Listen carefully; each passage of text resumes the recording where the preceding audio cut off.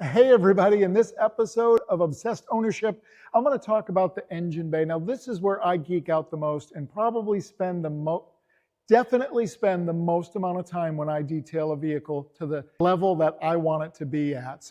So in the engine bay on newer cars, you're going to find just a lot of plastic trim, right? It doesn't always look like it needs tons of detailing. When I picked this car up, it looked really clean under here, and I leapt to the conclusion that the owner probably took great care of the engine bay as well as the rest of the vehicle.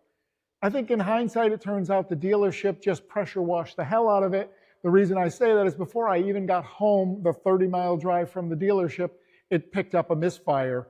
And our friends at East Coast Automotive found that there was water under the coil packs in the spark plug wells in two of them. So dried them out, put a new coil pack on it, it was good to go. The things that we're going to do on this is we're going to clean and put some trim restore on here. One of the things I love doing the most is the painted surfaces. So nobody ever thinks about the painted surfaces under here. In the reality, it's the engine bay, so I'm not sure why they would, other than I'm obsessed with it. We're going to go ahead and clean and polish that. And then there's places like up in here that there's just a lot of dirt that accumulates in these areas that we want to go after. These often get dirty, so that'll need to get cleaned as well. And then we're going to take this off and we're going to go after underneath here. So probably can't see from as far away as the camera is right now, and I have spent probably an hour under here already. You wouldn't know that because it looks dirty, but we'll spend a lot of time going through this.